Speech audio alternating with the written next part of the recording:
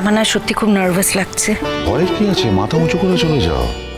স্টেজে গিয়ে খুব ভালো করে পোজ দেবে। হ্যাঁ, খুব সুন্দর যেন আমি ছবি তুলতে পারি। তুমি তো খুব ভালো ছবি বোঝো, কারণ তোমার কাছে আমাকে পাস করতে হবে। তুমি আমাকে টিজ করছো তাই তো? আরে না, প্রমাণই তো সত্য, টিজ করবো কেন? Please welcome Kamalini. তুমি যদি নাম দিতে তাহলে দেখতে তোমারও। তাই বুঝি? নাম দিলেই বুঝি প্রাইজ পাওয়া যেত? যে লক্ষ লক্ষ লোক নাম দিয়েছে, তাহলে সবাইকে প্রাইজ দিতে হতো। আর নাম দিলেই যদি প্রাইজ পাওয়া যেত, এই অডিটোরিয়ামে লোক ধরার জায়গা থাকতো না, তাই না? তুমি তোমার যোগ্যতায় প্রাইজ পাচ্ছ। কংগ্রাচুলেশনস। যাও করছি। হ্যাঁ চলো চলো, আমি তোমায় এগিয়ে দিচ্ছি। আরে চলো, এসো এসো এসো।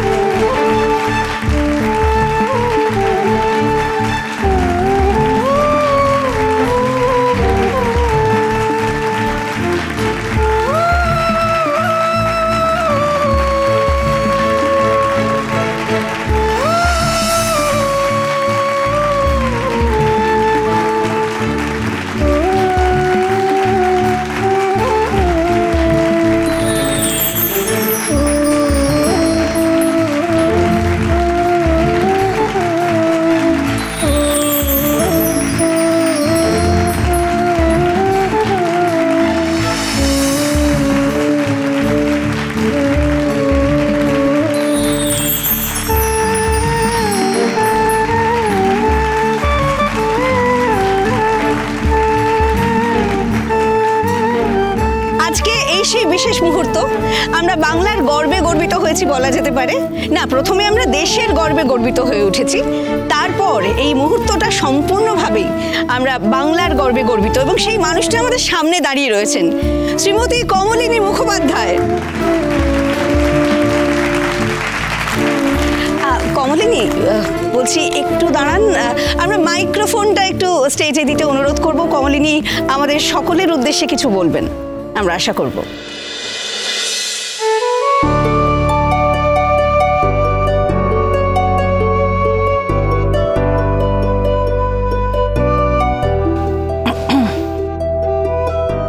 আমি না অত ভালো করে গুছিয়ে কথা বলতে পারি না।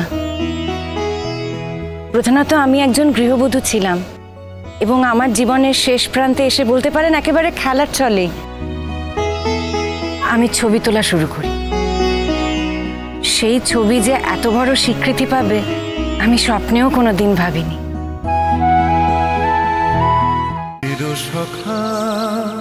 চিরসখা সোম থেকে রবি প্রতিদিন রাত ৯টায় স্টার জলসায় ও জিও হটস্টারে।